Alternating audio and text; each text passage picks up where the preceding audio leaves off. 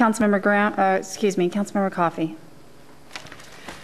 For the benefit of everyone here tonight, could you give me a list of the people or entities that will be involved in this whole process of, who all will be at the table, with input and, right? Okay, well, the parties to the 94 settlement agreement are parties to the MOU, but the MOU also outlines this feasibility study to be constructed to identify alternatives and evaluate the feasibility of them. That process invites other stakeholders in. For example, Fort Lewis, Nisqually Tribe, Washington Department of Fish and Wildlife, Corps of Engineers, Ecology. Sorry, I'm drawing a blank on the other ones right now, but that's in addition to the parties that are parties to the 94 settlement agreement. These other people would be involved because they either own land or have a significant stake in this project. Okay. I've had the opportunity to go on Fort Lewis at the mouth of Sequalitchew Lake and look at the weir and where the creek is supposed to go. Have you had any preliminary talks? I mean, does it seem like Fort Lewis? Because when I talked to the biologists that took us out there, they were quite excited about restoring the flow into Sequalitchew Creek, starting there, on their property from the mouth of the lake. So, have you been having correspondence or contact with the biologists there? I mean, what kind of feedback are you getting? Because I mean that's where it all starts to restore the flow in the creek. Correct? That's probably true. Yeah, and I think we have had ongoing conversations with the Corps, and that actually started back in 2002 when the Corps came to the city and said, we want to do something about Sequalitchew Creek. And at that time we had a few meetings with Quadrant and the Army and the military. The BN was there and the Nisqually Indians were there, but there really wasn't the momentum to carry forward a process to actually put something in place.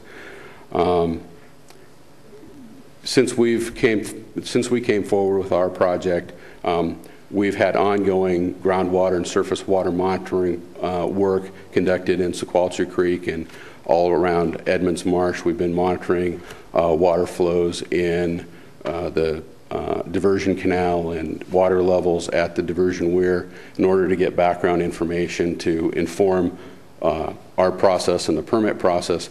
And that data has been exchanged back and forth with Fort Lewis, and we've also had ongoing discussions with their hydrogeologists and mostly folks coming to a consensus on what the potential impacts were on groundwater. I haven't had a conversation with the Army's biologist. So, but do you feel that they will get on board with this now that there's the momentum here to really study this whole watershed, the Sequalitchew Creek watershed? Well, I mean, I think the opportunity is here for them to get on board, and I certainly, invite them and hope that they will. And I think that's the purpose of the MOU is this is an opportunity to bring together a number of entities and try to find a workable solution to move forward. And hopefully, this is the momentum to make something happen. Well, thank you very much. Councilmember Graham. Thank you. We've heard a lot about tonight the importance of the 94 agreement, and as I look through this and I read it and I read the draft MOU before us, I echo Councilmember Westman's concerns for the emphasis and repetition of the preferred watering method. Understanding that that's just one of many options that'll be out there that'll be considered, I'd appreciate hearing from your perspective as an expert in the field of biology and water restoration and the other list of accomplishments that you have.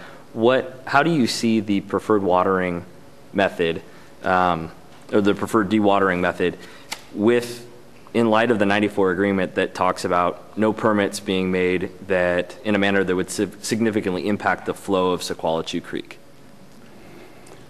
Well, our proposal to construct North Sequalitchew Creek, the idea was to improve flows in lower Sequalitchew Creek and overall improving habitat conditions within the system.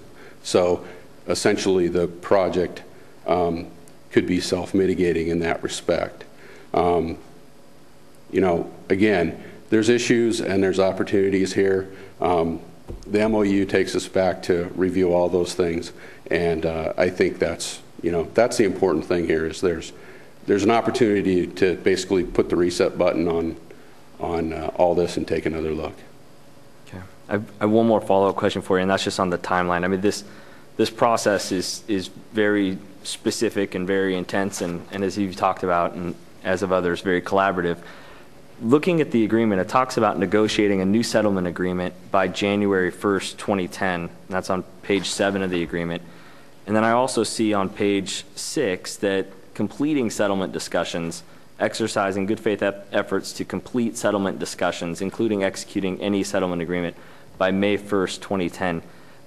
It just seems quick to me. Is that realistic, or is that something that this group will potentially revisit as they get to actually signing this MOU?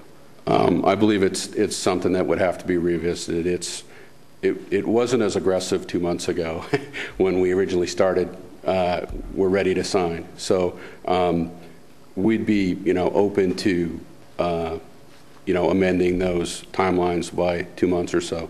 But it is important to us that these activities happen in a timely manner and that there is impetus to keep the process moving forward and be constructive in that way. Because of the nexus of the city's timeline and Department of Ecology's timeline, everything's all related, right? Everything is related, and you know the idea is try to, you know, move toward an expedited, a workable solution.